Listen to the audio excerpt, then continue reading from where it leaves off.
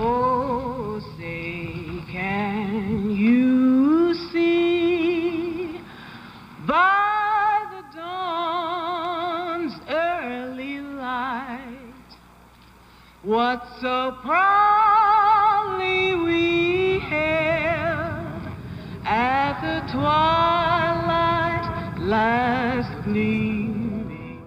I want to do what I guess originally was meant to do, and I'll probably do it better now that I've had this experience. So look out, world. We've been married since New Year's Day 1995, and what I love about him is that he's just a good, genuine person. I peel my apples and wash them and cook them and put them in the jars and seal them. You have to enjoy doing it because it's a lot of work. You know, it's a lot of work. Well, we've been married 55 years, so I certainly know a lot about Neil. We both love to garden. He is really a consummate gardener, grows the most magnificent vegetables you've ever seen. Isaiah is inquisitive, he's very intelligent, likes to read, loves comics. That's his favorite thing. It's not the way I hoped or how I planned. Somehow, it's enough.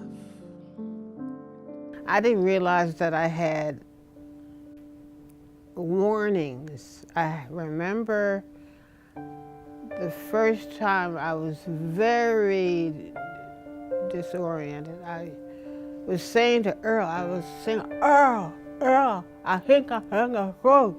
It affected the left side of her body, and her left hand was just hanging from her wrist. And when that happened, she said, "Oh, Earl, I'm not going to be able to play the piano again."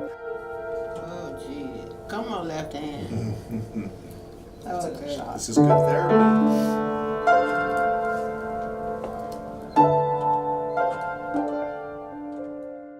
Initially, I had kind of like flu symptoms. It felt like my glands were swollen.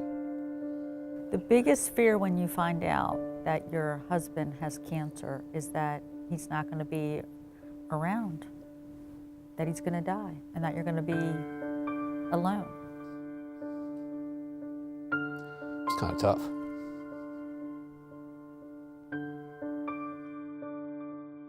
I got hit by a car when I was like 19, and my ankle was broken in 3 places. Then my knee replacement and my hip was broken. It was just a lot, and I just started having pain in my back, you know. And it just got so terrible, and I just couldn't stand it.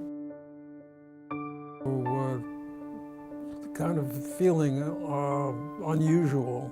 He was taken to Sinai Emergency, and a CAT scan revealed a brain bleed, also a subdural hematoma.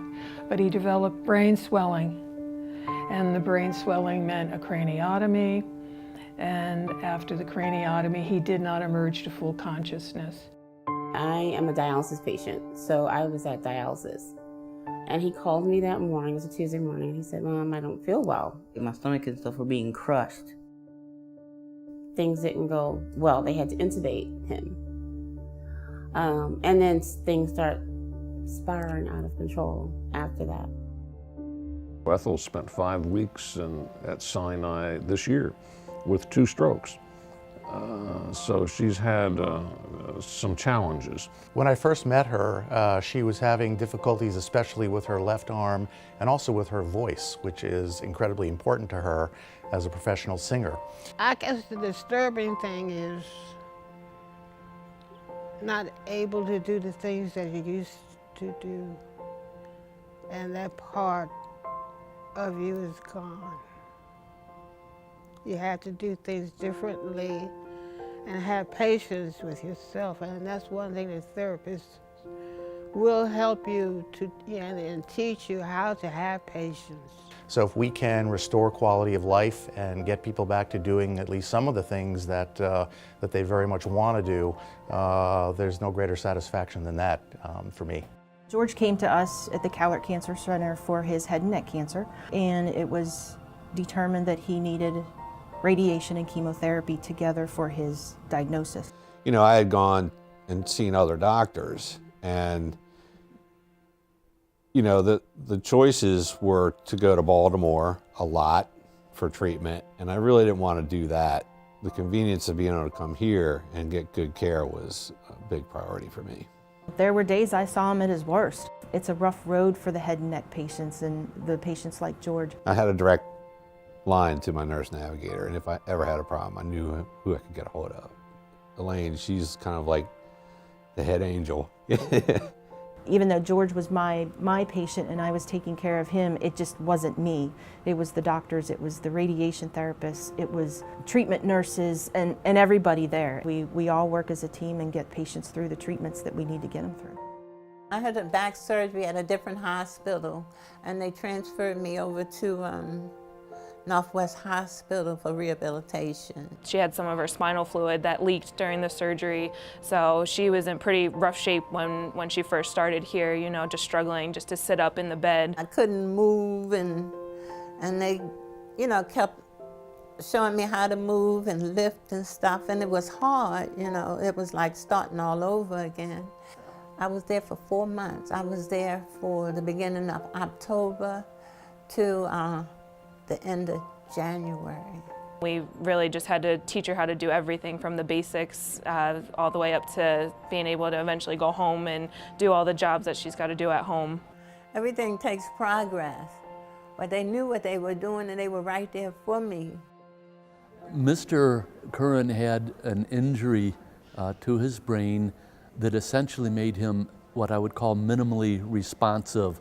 He transferred to Levendale for care, but also to partake in the Recover Coma Emergence program as well. The coma recovery program was absolutely amazing. He started off there in the program being someone who was unresponsive, but gradually over time he would open his eyes. He began to say some words. He began to move about more. You're getting very good at this.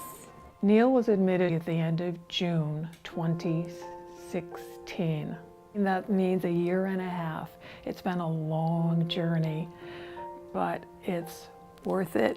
And Levendale has the luxury of allowing us to take the time that we need for the recovery. I just have a good experience, but it was quite prolonged.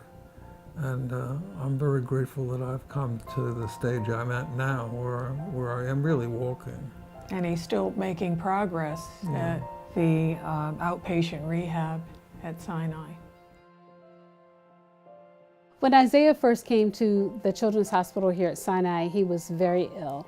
We soon understood that he had pancreatitis, and there are patients who have died from acute pancreatitis. His heart rate dropped, blood pressure, kidneys were failing. It's like his whole body was just shutting down. He was having other body systems affected as well, and he ended up needing to be placed on the ventilator and needed to have blood pressure support and needed other things that we could really only provide in the ICU. He was so swollen. He was over 200 pounds. His head was huge, and he was just hooked up to so many tubes and wires. And then I went to sleep one night, and I thought I woke up the next day. Except it wasn't a day, it was a month. I think the care that we provided Isaiah is indicative of what we do for other patients as well. So we're happy to be able to do that. It's honestly our life's pleasure to be able to provide this care for these children.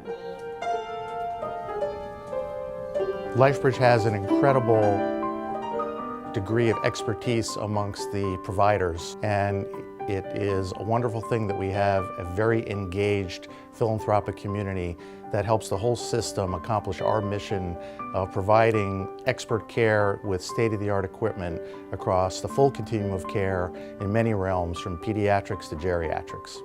to have that kind of attention from a facility, you know, like being here at Sinai, it's a good place to be, that's all I can say. The best thing that happened was when I was going through all this treatment, I lost 50 pounds. I was diabetic, not anymore. Hell of a way to lose weight, but something good came out of it. It's patients like George and his diagnosis and those early stage cancer patients that get us all through it, because we get fulfilled from it because we see the end result and they're doing well and have survived the cancer and going on with their life. Quality of care I got at the Gala Cancer Center was outstanding. I always say they saved his life. I mean, that's what they did. I called them my dream team, and that's what they were, my dream team, yeah. I was so fortunate to get to work with her and see all the progress that she made, because it made me become a better therapist, and it made me become, you know, a better person just in general, to see what kind of difference I could make in her life. I thank God for all of them, for all they've done for me, all the help they've done for me. There's no way really to express enough thanks to the coma recovery team. We've been back just to see people and thank them for all the interest that they showed and the help that they provided. You like to see them make the improvement over time, and it's a real blessing to see that you've impacted someone's life, but not only him, but the family as well, and help them through the process. They help give him his life back. Well, the doctors and nurses treat me a lot like family, because a few of them in particular I'm very close to. Isaiah is the reason why I do what I do.